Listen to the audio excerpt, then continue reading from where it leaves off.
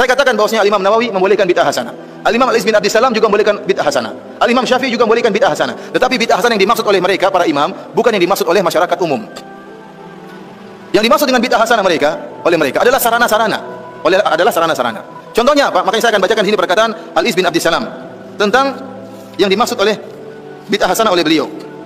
Al-Iz bin Abdissalam ini ulama besar mazhab Syafi'iyah yang dinukil perkataannya oleh Imam Nawawi. Imam Nawawi sehingga mengikuti mengatakan bahwasanya bid'ah terbagi menjadi 5. Dia mengatakan bid'ah terbagi menjadi 5. Dan sebelum saya membacakan perkataan beliau, saya ingin jelaskan. Yang dimaksud dengan bid'ah hasanah oleh para ulama Syafi'iyah adalah hal-hal yang berkaitan dengan sarana, bukan ritual. Contohnya mereka mengatakan di antara bid'ah hasanah, bid'ah yang wajib atau bid'ah yang mustahab. Contohnya bikin jembatan. Contohnya bikin pondok. Bikin pondok ada nggak di zaman Nabi? Pondok ada nggak di zaman Nabi? Nggak ada. Di zaman Nabi orang belajar di masjid nggak ada pondok. Tetapi di zaman sekarang dibuat pondok. Pondok itu bukan ritual ibadah, tapi pondok itu sarana untuk bisa belajar agama. Jangan bohong lah Pak. Untuk teman-teman Wahabi, mari kita pasang hati ini, pasang kesadaran, kita cek kitabnya sendiri. Apakah betul yang keluar dari mulut mulia Pak Firanda, Pak Doktor ini adalah sebuah kebenaran atau hanya dusta, bohong belaka untuk mengibuli jamaah, untuk mengibuli Anda wahai teman-teman kalangan Wahabi. Assalamualaikum warahmatullahi wabarakatuh. Alhamdulillah wassalatu wassalamu ala Rasulillah wa ala alihi wa sahbihi wa mawala. Sahabat-sahabat Aswaja, seluruh subscriber dan penonton semuanya tanpa terkecuali dimanapun berada, semoga Allah senantiasa memberikan rahmatnya, taufiknya, hidayahnya, maghfirahnya, memberikan kelancaran rezeki dan kesehatan kepada kita semua. Amin Allahumma amin.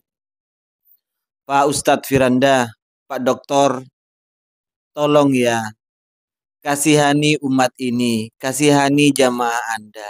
Jangan berbohong di depan jamaah Anda. Jangan mengibuli jamaah Anda. Anda berbohong, Anda mengibuli jamaah Anda untuk melegalkan tuduhan yang selama ini Anda arahkan terhadap orang-orang Aswaja, bahwa tuduhan Anda itu seakan-akan benar, yes, di depan jamaah Anda. Tolong kasihani jamaah Anda. Jamaah Anda itu orang awam yang tidak bisa mengecek kebenaran apakah yang disampaikan oleh ustadz-ustadz Wahabi dan yang disampaikan Anda itu adalah benar. Mereka tidak punya kapasitas untuk mengecek karena mereka tidak bisa baca kitab.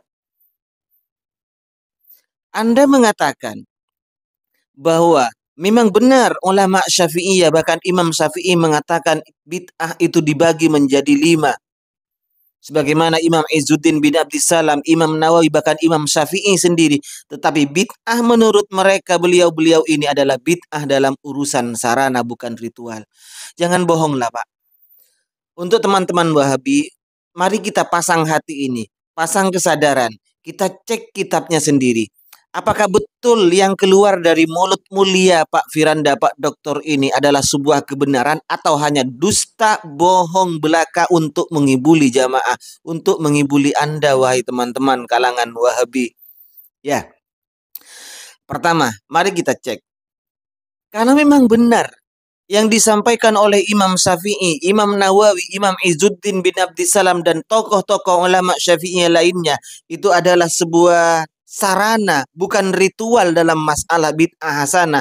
Bid'ah dibagi menjadi 5 ini adalah dalam masalah ritual, dalam masalah sarana, bukan ritualnya. Kita cek.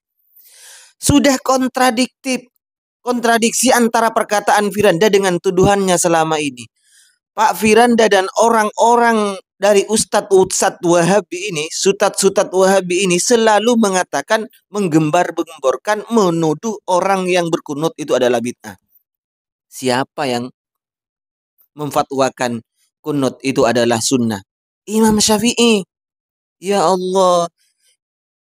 Imam Syafi'i. Apakah kunut itu bukan masalah ritual? Kalau memang bukan masalah ritual, anggap sarana, kenapa Anda dan orang-orang Anda, ustadz-ustadz Anda mengatakan bahwa kunut ini adalah bid'ah, Mas Bro? Pak Doktor. Yang kedua, Imam Syafi'i rahimahullah ini menganjurkan senang apabila di kuburan dibacakan Al-Quran. Wa uhibbu, kata Imam Syafi'i, saya senang. Apabila dibacakan Al-Quran di sisi kuburan. Senang Imam Syafi'i ini. Silakan, ini ada di kitabnya Imam Syafi'i sendiri, kitab Al-Um, dicek ini ya. Saya buka. Ini Imam Syafi'i malah senang. Nah, apakah membaca Al-Quran itu ritual atau sarana?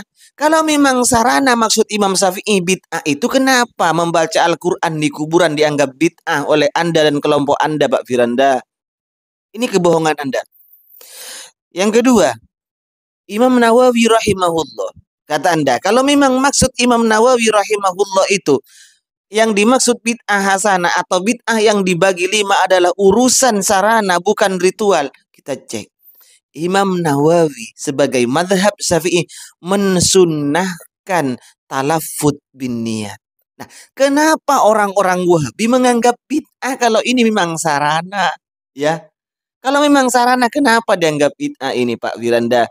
Silahkan cek. Imam Nawawi rahimahullah mensunnahkan, menganggap menganggap mustahab, menganggap sunnah talafut bin niyah, mengucapkan niat ini dianggap sunnah oleh Imam Nawawi. Kalau begitu jangan dibid'ahkan. Kalau memang arahnya Anda bahwa ulama Syafi'iyah maksud bid'ah hasan atau bid'ah dibagi 5 itu adalah masalah sarana bukan ritual. Mengusap wajah setelah salam dan setelah berdoa, ini oleh orang-orang Wahabi dan kelompok Anda, Pak Firanda, dianggap bid'ah. Tapi Imam Nawawi mensunnahkan orang setelah salam salat assalamualaikum, assalamualaikum mengusap wajah.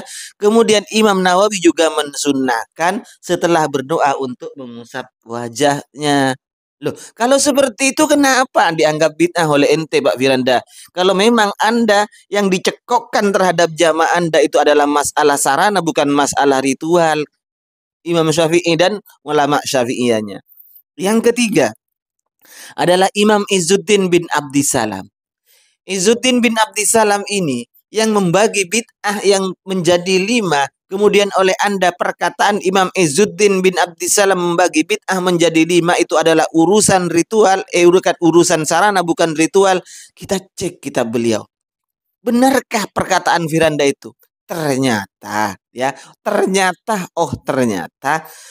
apa yang disampaikan Pak Firanda itu bertolak belakang. Orang-orang Wahabi termasuk Ustadz Firanda sendiri menyatakan bahwa salaman setelah sholat itu adalah bid'ah. Setiap bid'ah itu sesat karena Rasul sendiri yang ngomong. Karena Rasul sendiri yang bilang, Rasul yang bersabda bahwa setiap bid'ah ya sesat, tidak bisa dibagi-bagi. Bukan manusia yang berkata. Loh, kenyataannya Pak Firanda, kalau memang ulama Syafi'iyah ini menyebutkan bahwa yang dimaksud dengan bid'ah itu bid'ah hasanah atau bid'ah dibagi 5 itu adalah masalah sarana, tapi kenapa Imam Izzuddin bin Abdissalam ini menyatakan salaman setelah sholat itu adalah contoh dari bid'ah mubah? Terus selanjutnya gurunya Imam Nawawi, Abu Samah, dalam kitabnya itu adalah Al-Ba'is ya. Di dalam kitabnya Al-Ba'is, Abu Samah sebagai gurunya Imam Nawawi ini mengatakan wa min ahsani mabtudi'ah. Sebaik-baiknya barang yang dibuat-buat alias bid'ah, paling baiknya bid'ah di zaman sekarang adalah sesuatu yang dikerjakan ya bertepatan dengan hari lahirnya Rasulullah Shallallahu Alaihi Wasallam atau yang kita kenal dengan Maulid. Itu Maulid Nabi oleh gurunya Imam Nawawi, ulama Syafi'iyah, dianggap sebagai paling baiknya bid'ah, paling baiknya barang, sesuatu keadaan yang diada-adakan, Pak Firanda. Kalau memang itu Anda anggap wasilah, Anda anggap perantara, anggap sarana, kenapa orang-orang Wahabi membid'ahkan? Anda mau nyerang Aswaja dengan membohongi jamaahnya bahwa yang dimaksud bid'ah hasanah sebenarnya itu adalah sarana, dan Anda berlandaskan pendapat orang-orang Syafi'iyah, ulama-ulama Syafi'iyah. Tapi sayangnya jamaah Anda itu tidak bisa ngecek sehingga apa yang Anda sampaikan adalah sebuah kebenaran. Kenapa? Karena memang ini dasarnya orang-orang Wahabi itu kalau ada orang pakai kitab itu alergi. Dasarnya kitab loh.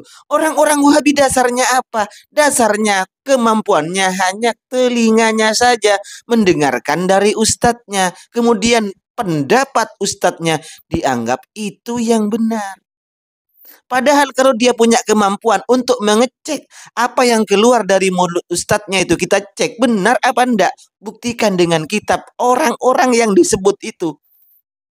Dengan kitabnya Imam Syafi'i, dengan kitabnya Imam Izzuddin bin Abdissalam, dengan kitabnya Imam Nawawi. Benarkah apa yang keluar dari mulut Pak Doktor ini benar atau salah? Kalau orang-orang Wahabi punya kemampuan, tentulah Pak Firanda ini tidak payu. Ya,